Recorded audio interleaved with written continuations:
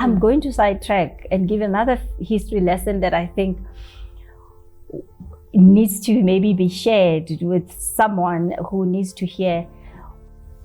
One of the influential people actually who was the forerunners of the OAU is a South African. Pixley Kaisakaseme made an amazing speech in 1906 in America already, talking about the renewal of Africa. And when you read that speech, you know, when we heard our former president Becky do the I'm an African, we were so inspired. We thought, wow. But we didn't know that actually he, being a scholar of history and knowing where we come from, he had learned from that. And this was a South African who released that vision of the renewal of Africa, which inspired the leaders. And it was reread even by Kwame Nkrumah years later.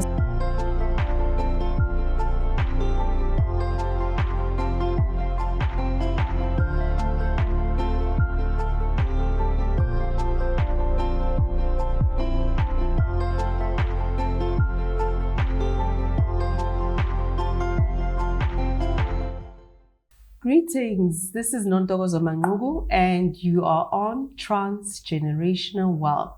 Today I have a guest, Tshego Motaung. Hey, I always do this, I have to go, hey. How are you? Oh, I'm so happy to be here. Wow, well, I'm so grateful, for you to be here. It was God ordained, He was like, hey, I need Africa. So when I heard, what you're doing and what you're busy with, I was like, you have to be here. It is time. Yeah. So Tshego, please, I know you way back. Way back.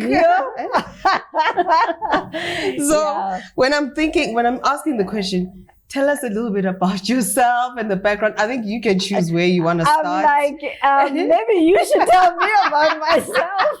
I know a lot about you. But no, I want you to tell, the viewers and the listeners about Tshego, who is Tshego, where you come from, and how did you get into this love for Africa? I think that's one of the things that you and I really have in common. We have a passion for Africa. So yeah, Tshego Motaung. I was born in Garankuwa, and my family lives. My grandmother still lives in Muthutlung, and I then moved to live with my mom, Gomabopane, Lebanon. So you need to take note of that. Yeah. That I have to tell people, yes, there is Lebanon in South Africa. I at that time I didn't know it was a whole country somewhere else. Yeah. So I grew up there and studied in Natal.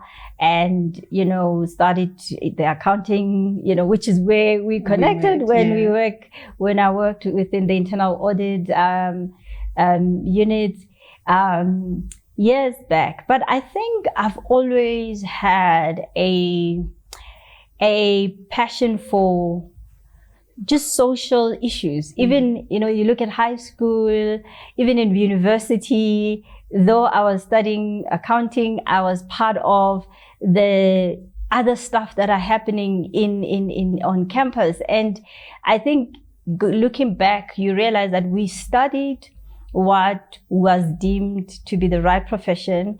We never really we never had people looking into what is your talent, what is your calling, what is your destiny, and to channel your career towards that. But I believe, God works it out for good, because some of these hard skill like financial accounting, you have to practice it. It's like, it's not nice, it's numbers, but then your character continues to come. So that's my journey. And I think after I finished my university degree and I was working, and I had the privilege of being in one of South Africa's top companies, and I recognize it now that it was such a privilege, because at that time we were part of these programs of developing Black people in corporate, and you were being fast-tracked, and it was kind of like nice. But also what it was doing, it was not giving you the reality of what's happening in the nation, because you kind of like on this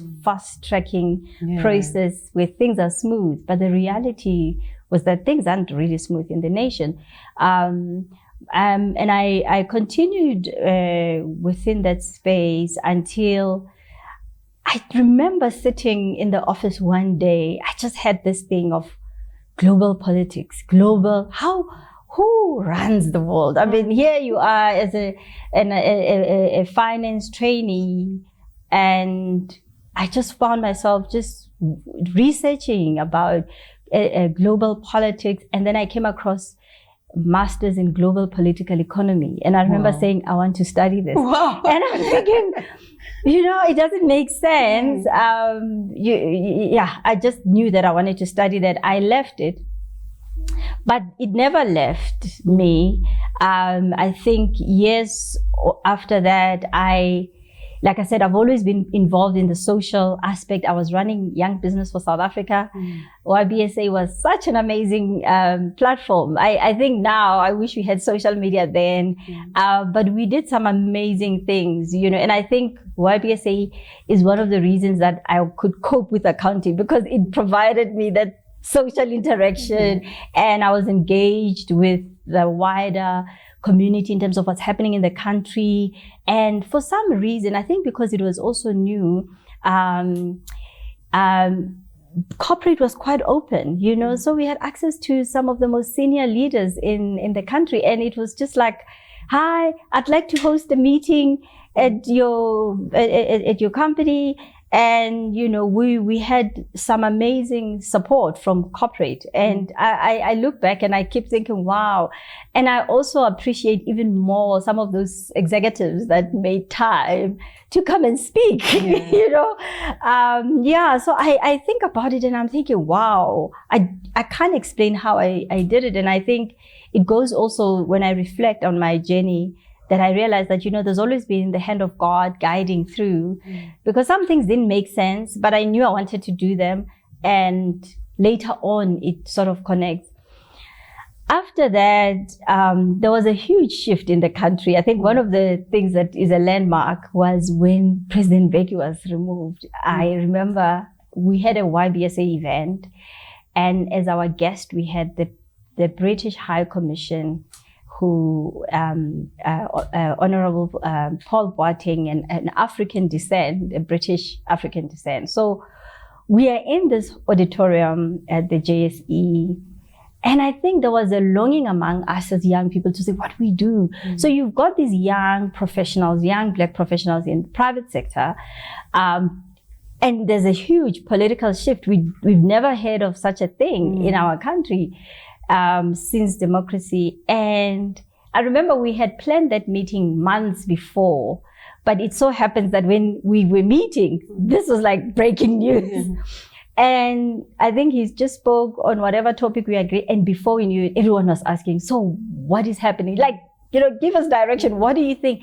He challenged us as young people that we mustn't allow to remove ourselves from the way the nation is run. We must engage and look in that room. He says, you guys are some of the most privileged, educated.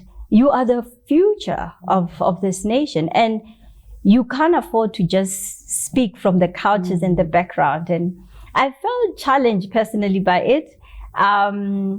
And before you knew it, then there was the political party that was launched, COPE. Wow. I remember when it started, I was like, I'm just going to attend. At the end of that meeting, I eventually became one of the leaders of the youth. It's a long story. I still can't believe how it's just like you wake up today, you just go to a meeting, you're just going to attend. Yeah. By the end of the week, you are the leader. You are the leader.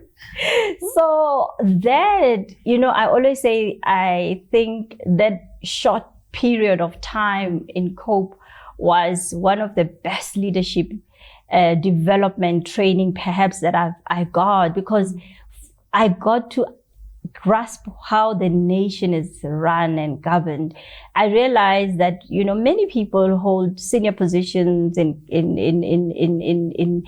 actually have a lot of budgets at their disposal, but we actually don't actually understand how everything else connects. That through that I got in, I worked in Parliament with a parliamentary leader, Dr. Dandala. That is a whole chapter one day I'd love to tell. And I feel such a privilege that, in the mix of it all, our destinies collided. He's such a father, and it was such a blessing personally to work for him. I am always grateful. And I think, people like him we can forget. But I think, anyway, I just thought I don't know why I remembered it, but I think this is someone who also has contributed significantly in this country. And we forget some of the people that have done a lot. So, so I found myself, in this almost like a chess game, which someone looking from outside would think, oh, Tshego is so smart and strategic. No. I look back and I'm like, how did that happen? And accept destiny, the call of God, that scripture in Jeremiah, that before you were formed, I knew you and I called you. And that's why when you attend a meeting, when you come at the end of the meeting, you are the leader. And you're like, I did not mobilize anybody, let alone knew anyone. And in fact, the funny part that I later heard was after I was chosen to be the provincial leader, there was such an uproar. And the national coordinator decided that I mustn't be in that meeting. I think obviously being in politics, he knew what was going to happen. And apparently in that meeting, people were like, but who is Tshego? Who is she? And one of the people that were asking that, when they met me, he said, I decided that I'll support you. And they became a very great support in that journey. So that's that's from being an accountant to that journey. I'm telling you, it was just, And I think, so what happened after that short stint, and like I said, you see the hand of God. Then I got a scholarship to do my master's in global political economy at the University of Sussex. Wow. The timing for me, I wanted it a few years ago. And it came when I was now in politics and I was excited. I thought, and it was like, no, now. I remember trying to negotiate and my aunt was like, no, you got it this year, you go now. But in hindsight, I'm grateful because that project of COPE, while I was gone, died. And I think, and that's when I realized that, God will coordinate events just some of these, when you realize, like, just to place you in the right place, connect you with the people you need. And when that was done, I left. I went to study master's in global political economy. And that year, I remember I was rejected to do an honors course, because this whole thing that, no, but you majored in accounting. Why do you want to do this? I was rejected by some of our top universities here. That same year, I was awarded a fully funded scholarship to do a master's degree. And that's one of the things that began to make me question our education process, that we have an education process that is still sort of excluding people and making it more difficult. And when you get to your first day of varsity, you are told half of you are not going to make it. Everyone gets that lecture. That's the first lecture. And when I got to Sussex, I was obviously aware of how not qualified, I was, because I don't come from social sciences. I have to learn to write according to the way the field goes. And I was very anxious. But my professor said, no, Tshego, we are here to help you develop your idea. We know you can do it. And I saw such a shift that you come into this new environment where you are already affirmed. And I come from here where every first year is told, you forget it. Forget it, yeah. And I thought that was something wrong. So I think let me park there, that you can just ask me other questions. But that's just one of the journey. That's part of the journey that shifted my life away from just a technical, being a financial accountant or a chartered accountant, following the route to where I was. And Wow. This is an amazing story. I think I missed some parts there. When we were still hanging with each other, I missed some of those parts. Like, wow, did that happen? Wow. So tell us then, how did you now find yourself at starting or establishing Cedarleb? And tell us a bit about the organization. What do you do? So I think maybe another important part that came after my studies abroad was I came back home excited. Woohoo! I've got a master's in global political economy. Tried to get a job. And everywhere I went, they couldn't understand what is it back then. And people were like, no, why don't we get you financial accounting jobs? I couldn't get a job. And I thought I went to study abroad and therefore, it's going to work. And it didn't happen. And my heart was so broken that if I went back to continue my financial accounting, what was that about, Until I got an amazing opportunity to work as a trade and investment advisor for UK Trade and Investment. The Department of International Trade for the British government. And I realized that from what I studied, I got the right practical experience, because it's a global promotion agency that has been successful for years. And I don't know, at the time, that language was fairly, not common. And so that I was supporting companies that are coming from the UK to do business in South Africa, to get themselves based here, to invest here, and South Africans that want to invest in the UK. And I realized how much I loved it. But I think I had a dilemma that I'm an African. At some point, the conflict of interest was just going to eventually, come up with you. But I also understood that God had placed me there for a reason. And when you read through the Bible, you look at the stories of Joseph, of Moses, of people like Daniel, that there are times where you will be placed in Pharaoh's house for a season so that you can be able to prepare, to move to where you need to go. And I recognized that I wasn't there forever.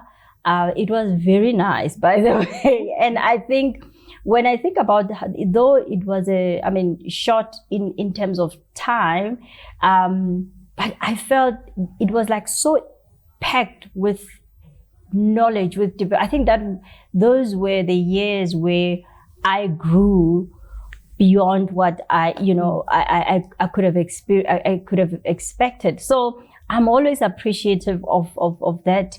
And I got to understand issues of nations, and you appreciate that the history of Britain. It doesn't take ordinary people to have global dominance. When you read through the history, and I just realized, I was fascinated because some of the facts are not, we don't read about them. And I think because of our historical issues, we are always angry with Britain and the colonizers. But I think there's lots of lessons also in terms of, okay, there's a time where you are colonized, but there's a time where you need to step into freedom. But you need to also learn from what has happened in order to be able to move forward. It's one thing to fight for freedom. It's another thing to build. Yeah. And that's what we are discovering, that we fought for freedom, but we didn't have a long-term strategy of what we do after the freedom. So coming back to your question, I think when I left, my heart was always, I want to support South African businesses to go into the continent, because already many years ago, not just the UK, nations were coming to South Africa to base themselves in South Africa for the continental market. And you then realize nations had a plan and a project for Africa, but we didn't seem to have a plan and a program. And also, we complicate international trade and global trade so much so that anyone who's starting a business that they don't think they're part of that, community. And I think what I appreciate the most with that season was I actually realized how it can be simplified. That yes, the objective is to double trade between the two countries, but my portion in this whole thing was to contribute so much. And with consistency, if all of us and all the commercial officers are putting in their effort, the country's objective is met. Wow. And I think you then, I must say, I'm grateful for that, because it's like such an empowering way with which people are managed. You have that understanding that you're contributing to your national development. And I realized, no, this thing is not that complicated. I think the language that is used is also going back to the education where we want to exclude, instead of actually simplify the thing so that more and more people can make a contribution, So if we're talking Intra Africa Trade at about 12 to 15%, and we want to increase it, if every African began to do their portion to increase intra-Africa trade, it doesn't have to be a complicated project. Before we know it, we will see increases in intra-Africa trade. And I think that's where I realized that, no, this thing is not as difficult as we make it sound. Yes, there are many complications, but I think that it's that thing when you take a big objective and you break it down so that everybody can play their part. The problem we have is that we don't want to empower people to play their part. We want to have the heroes, the big people, the government, the big business that will then be the ones who save us. So true. And I think for me, I realized that no, if we empower everybody and we can do this thing, our collective effort will actually count. And I think that's just a shift of leadership. And that's what we want to do with Cedarleb Africa, because I just believe that this thing, yes, it's a huge task, but my contribution as Cedarleb, yours and all of us combined can actually make an input. I think one of the things, and maybe I'll share this, I was challenged one time. I think it was the anniversary, the 30th anniversary or the 29th anniversary. I think, if I'm not mistaken, anniversary of our democracy, when our head of state was mentioning and celebrating the companies that are thriving in the continent. And when he mentioned names, that companies that are big companies that have always been there, I said, but I know companies that were started in the past 15, 10 years. Why can't we make it possible that Ezi is a multinational business? And I said, no, this thing can be done. And I just was like, you know what, I'm challenging myself. I'm starting this. And let's see how we can do it. I mean, it's a simple thing. It's a big thing, but it's a very simple. When you simplify it, you realize this thing is doable. Wow. And how did you, I know we're going to get to the wealth part and wealth generation and the opportunities that are there available for us and family businesses in Africa who have never had, the platform or the avenue to be able to participate in intra-Africa trade. But what I want to get to is, before we get there, is how did, you develop the relationship with Ghana? And I know you have a trip now and you're going to have a trip next year, and I'll be going, yes. How's that partnership going, and how did they open their hands and their arms to you to say, yes, let's do this. You know, I must say I was so amazed by Ghana, the reception that I got. So I have had a number of travels across the continent. You know, last year we had a trade mission to Rwanda, which was successful. And Ethiopia is my, you know, passion. I love that country. I find it, I was like, it's a whole your loyalty. Every country you step into, you're like, oh, I think this is the one. Because every country is so unique, just like we as individuals are. But I realized that Ghana is strategic because the AFCFTA offices are based in Accra. And if you remember our history, Ghana is the first country in the continent that gained independence. And Ghana has had that sort of continental mandate for the liberation of Africa. And I think now everyone is aware that what we need is the economic liberation of Africa. So I knew that I can't do this thing if I have not connected with Ghana. The work I've been following it, especially in Addis, in terms of the establishment of the AFCFTA, the Africa Continental Free Trade Agreement, which is a flagship project of the AU, as part of the Agenda 2063, the Africa we want. And I'm just gonna, sidetrack and share about that because I did a webinar in May and Dr. Dlamini Zuma was the speaker and she was shocked to hear that many people didn't even know about Agenda 2063, let alone AFCFTA. They hear, but they don't. But I think in the spirit of let's get educated. So what happened is that as part of the liberation of Africa, there were different ideologies in terms of the model that Africa must be. And Ghana was instrumental under Nkrumah. So eventually, 1963, we established the OAU, which is now the AU.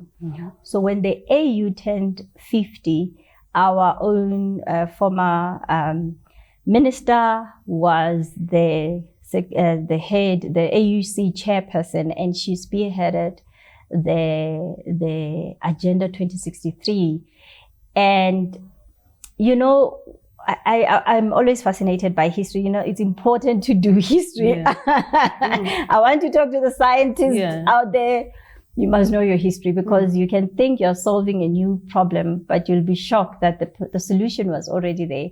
So what she did basically was to revive what Kwame Nkrumah and that leadership that established the AU actually had in mind.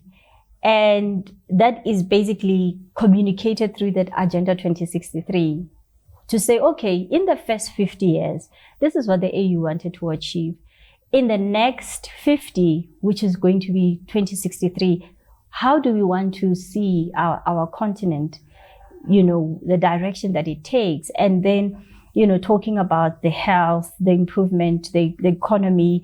And through that, what do we need to do? Then let's implement certain projects. And one of those is the Africa Continental, what is AFCFTA? Yes, the Africa Free Continental Trade Agreement. What it does, it says Africa must be one market where when you are sitting in Johannesburg, you can be selling to 20 other nations. And what does that mean? Immediately there is access to new markets. But there is a challenge for us in South Africa. When the AU was formed, in those 50 years, because we were still under apartheid and South Africa was not part of the AU, even as the people, we were never interested, let alone, it was illegal under apartheid. And I think after 94, we were just trying to get our freedom and get our heads around what's happening. But you see that there is a level of interest in continental issues that is not as high as it should be compared to Ghana. In Ghana, when you talk to an average person, they have a passion for Africa because it comes from that leadership. So then you realize that if we want to see this Africa we want, South Africa has a very important role to play. South Africans have a very important, and I think this is another thing. When you talk South Africa, we think is the government. Is no, you as a South African, whoever you. The people. You have a very important role to play. And I'm going to sidetrack and give another history lesson that I think needs to maybe be shared with someone who needs to hear. One of the influential people actually who was the forerunners of the OAU is a South African.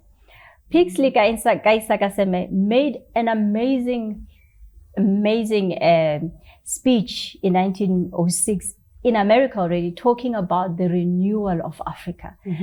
And when you read that speech, you know, when we heard our former president Becky do the I'm an African, we were so inspired. We thought, wow.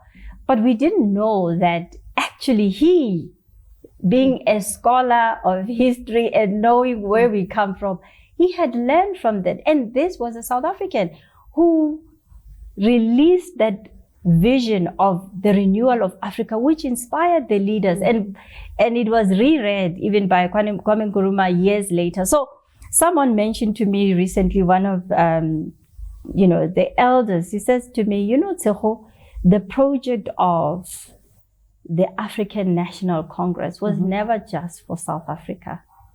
It always had a continental vision. This is one elder outside South, and says, we looked forward to the liberation of South Africa because there was a hope for the continent in it. And then when we get our freedom, when we get our freedom, it's our country. And anyway, so I think we say Africans, we are South Africans. And I mean, there's administrative issues that must be dealt with. I think that as Africa, we must agree also on the principles in terms of which we engage. We have to uphold the rule of law. It doesn't matter where we are in the continent. We must have order. We must have governance, because some of the issues that we are dealing with in South Africa are not necessarily the hatred for the Africans, but the issues of law and order. And I think those goes back to leadership. So in this whole context, you realize that I believe that it's time, even for us as South Africans, to just take our position within the conversation and the implementation of the dream of the Africa we want. Wow.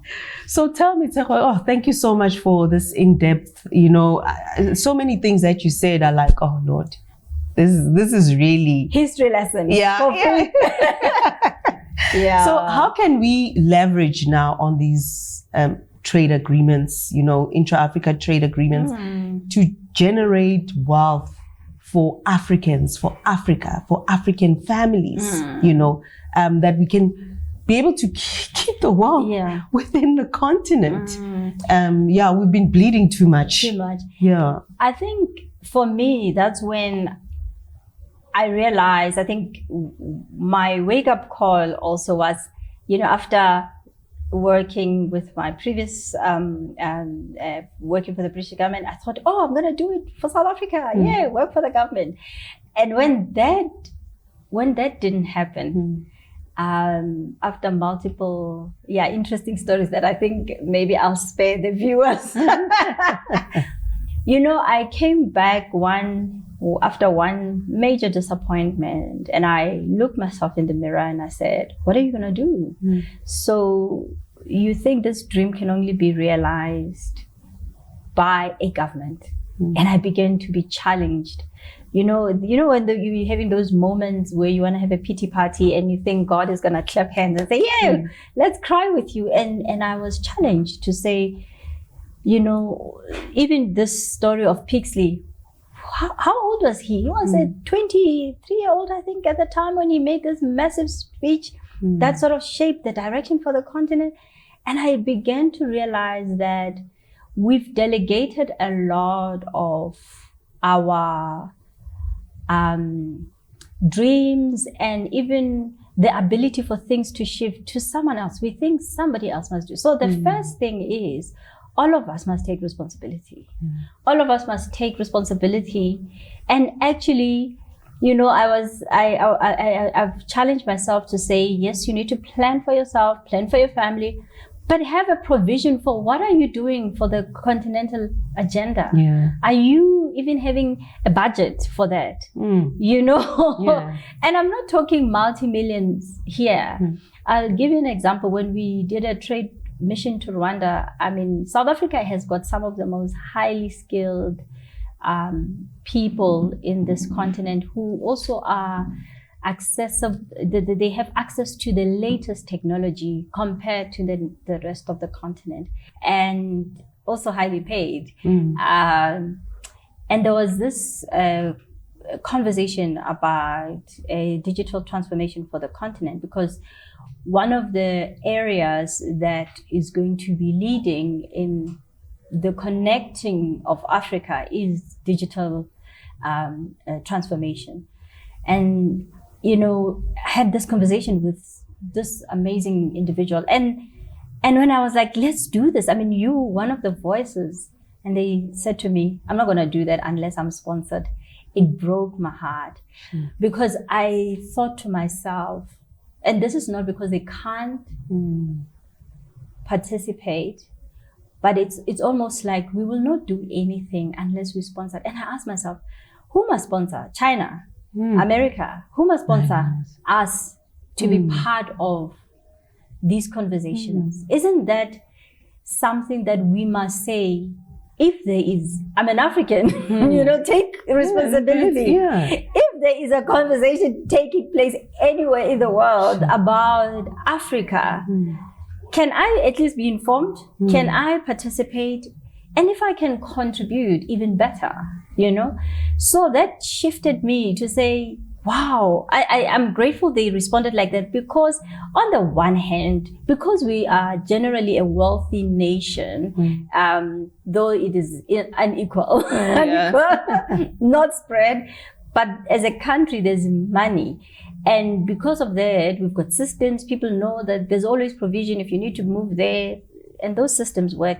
But I think it has to get to a personal level where we decide that in the same way, the liberation, the freedom was not cheap. We mustn't expect our economic transformation to be a free and a cheap process. And if you are comfortable because you are fine, you know, guess what? It was next door in Zimbabwe, there was a season of comfort. And I think if you are comfortable and the rest of the people are not, it's a problem.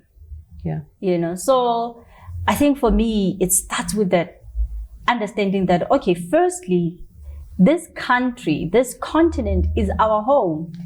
It's not a payoff line, but it's our home. Some of us do not have dual citizenship.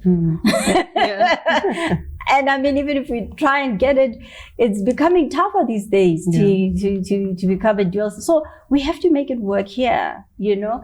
And our skills, you know, we take some of our skills, especially in South Africa, for granted.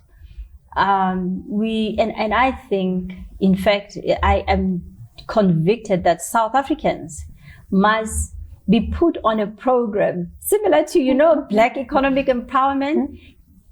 But this one must be focused on integrating us to the continent.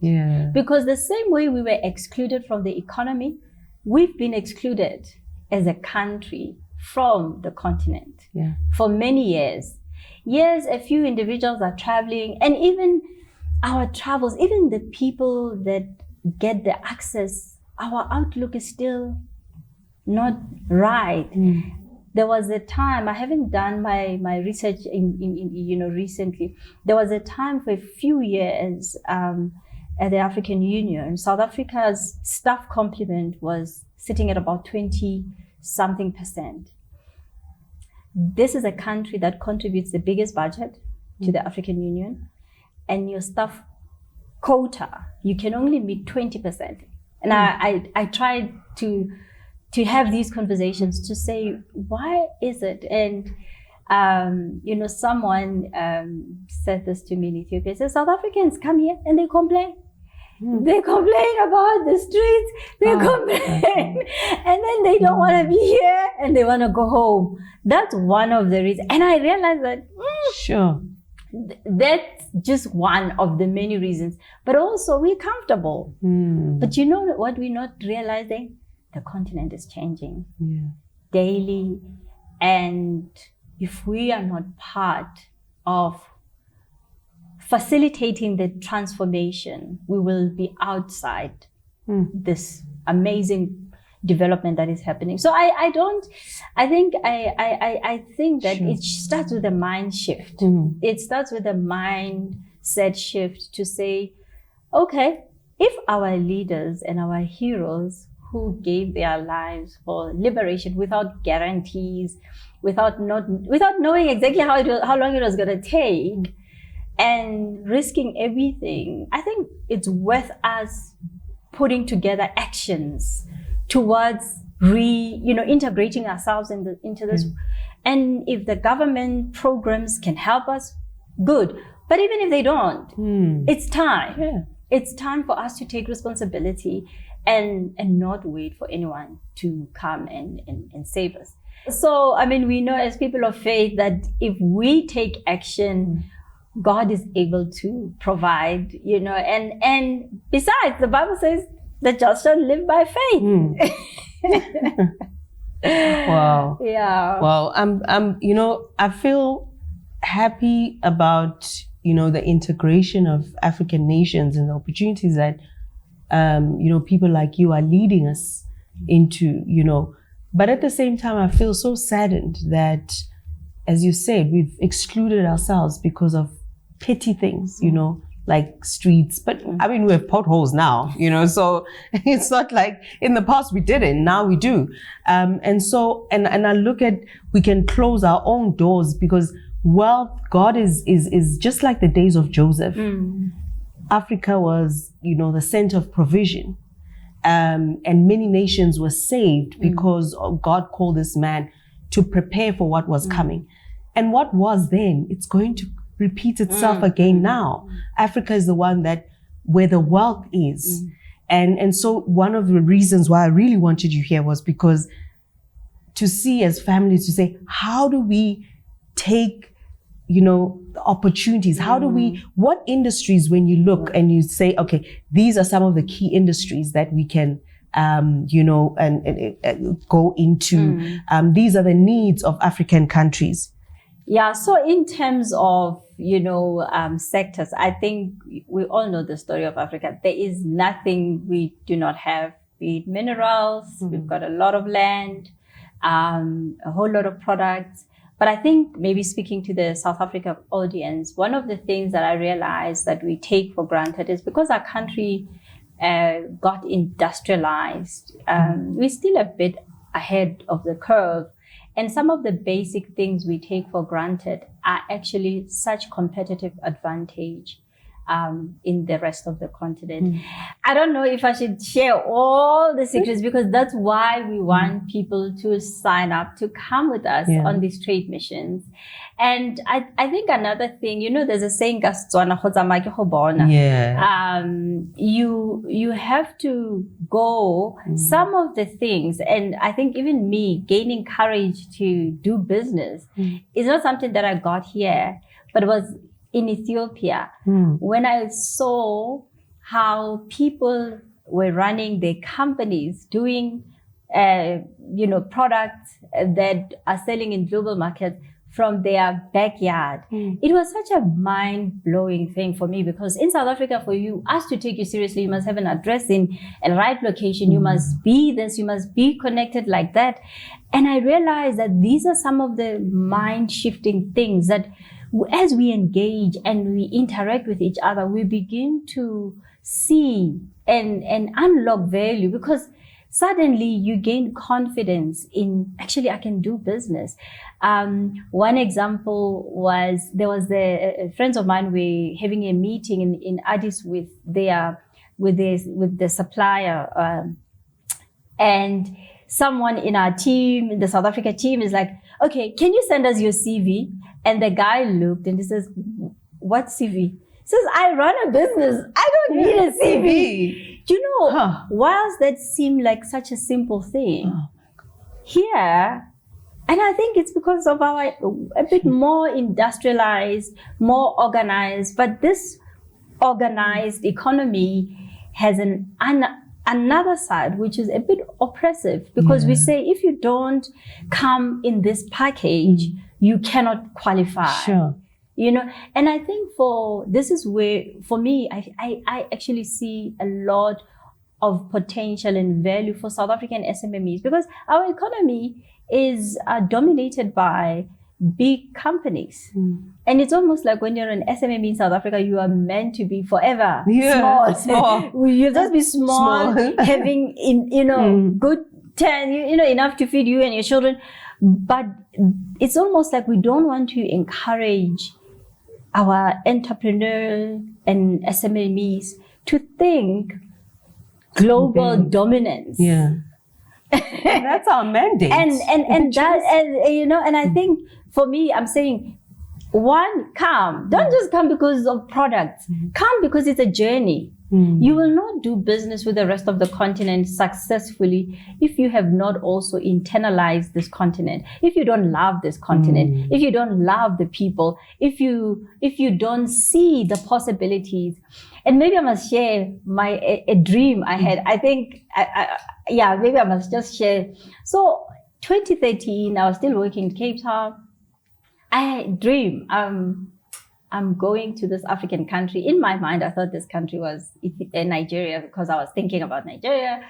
And, back then, virtual meetings were not quite as common as they are. But we would have our virtual meeting in the office, connecting with the rest of the country, sometimes abroad. And then we decide, let's go. We get onto this, in a dream you move. I love how we can move from one country to another. And then we get to this place. And I remember thinking, this is a strange stadium where the car that picks you at the airport drops you right inside the stadium. But anyway, it's a dream. In a dream, anything is possible. And I'm grateful I wrote it down. And my March, the following year, I arrived in Ethiopia for the first time. We were staying at Gihon Hotel. And we decided to take a step out, like just a walk. I stepped outside the hotel. I screamed. This is the place I saw in my dream. So I'm like, I didn't know there was actually a stadium that you can drive. It's not a stadium, it's called Meskel Square. So the following morning, I decided to just go and have my devotion time there, just to I can't believe it. Wow. I sat there and I mean, you can just search through the photos of Meskel Square 2014 and Meskel Square now. And I can see literally everything I saw. I saw there was a screen, but as I looked, what I saw in the dream was so modern. I remember this dream because it's one of the things that fuels and reminds me of how real the change of Africa is. And I remember, but no, I'm sitting at this where the people sit. Man, I remember this place looked nicer than what I'm seeing now. And I could almost hear that confirmation that what you saw in the dream is what is about to happen. At the time, the construction of the first rail had not started. At the time, the traffic lights and just the road. In fact, they used to call it the confusion square. That's how crazy it used to be. And I've just had the privilege of seeing the dream come true. And I think sometimes when you talk about it, it sounds so sentimental and maybe very excited and whatever, but it's real. The face of Africa is changing. And the question is, are you going to hear about it, read about it, or are you going to jump in and try and be part of it?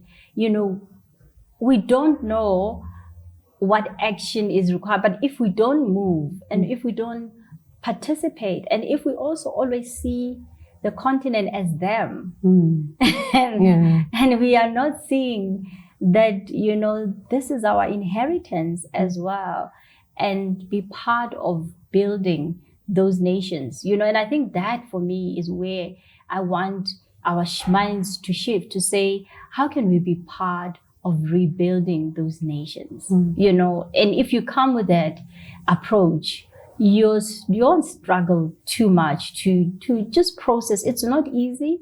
It's like going to live in some places a bit more rural. But guess what?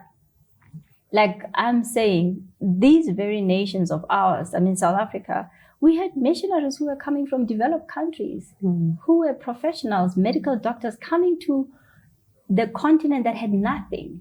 And they built, So there is that element of, I'd say, our missionary assignment to say we go there with that understanding that we're part of the rebuilding. And I believe that part of the pressure we're having, especially at home now, with the economy not growing as it should, and yet there's like fastest growing economies in the continent, is because there's time to realign and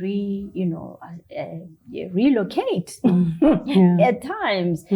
Be part of that and be part of the rebuilding process, because whether we like it or not, it's happening.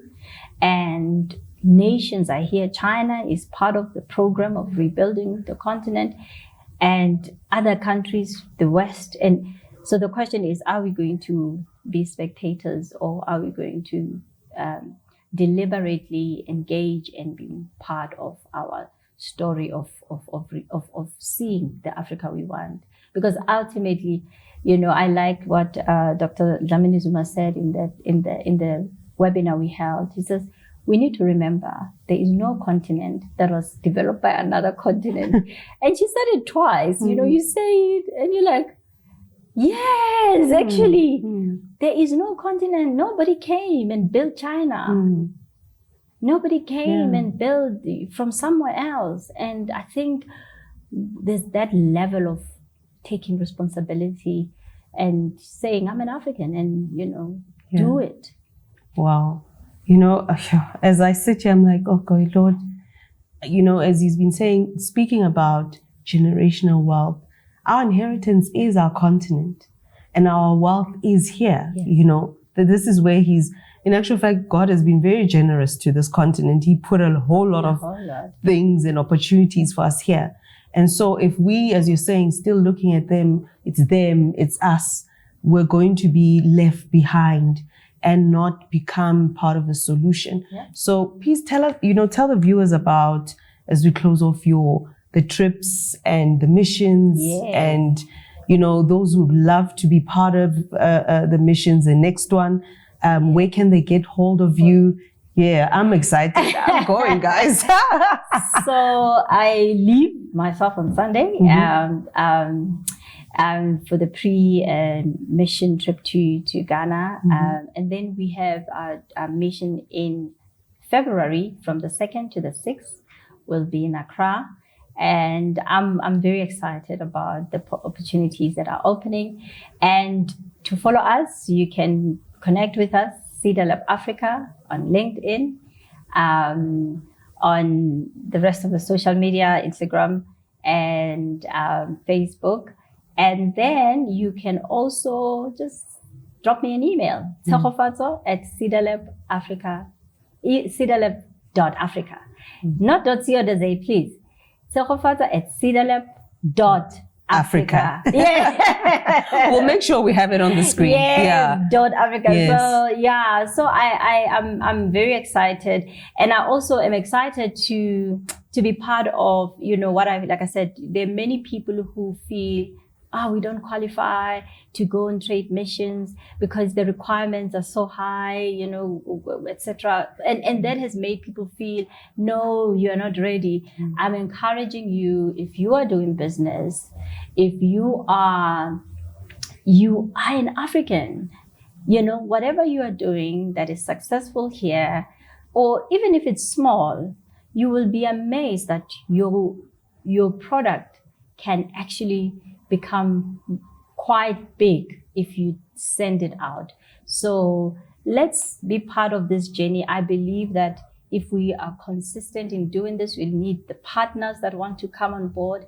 And let's support this program of creating and taking our SMMEs to be multinational African businesses. Yeah. And in the next 30 years, we won't celebrate the brands we've known. We will celebrate the new ones that were born now and went on these missions. So we are very excited, and I think we look forward to getting more responses from the people that are watching. But more than anything, just to continue to be passionate about this continent, to pray for the continent, to pray for the leadership, to pray that we will live to see this Africa we want become a reality.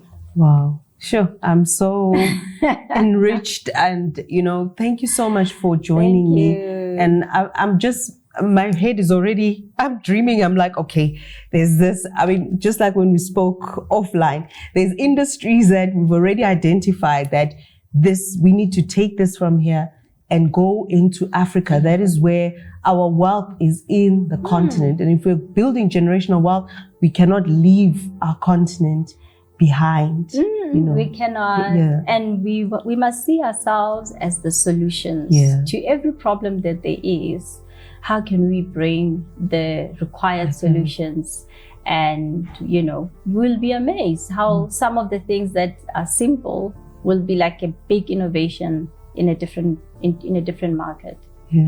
Wow, thank you so much, Thank you so much. Thank you for joining me. Thank you.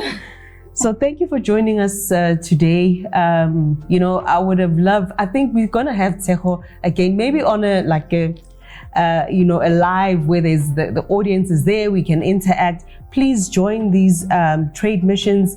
There's a lot to do. There's so many opportunities. South Africa seems like, we're already, it feels like we're saturated, it's a saturated market. There's so much opportunities on the rest of the continent, and we are here to build transgenerational wealth. So join me next time. This is Nontokozo Manmugu. Bye.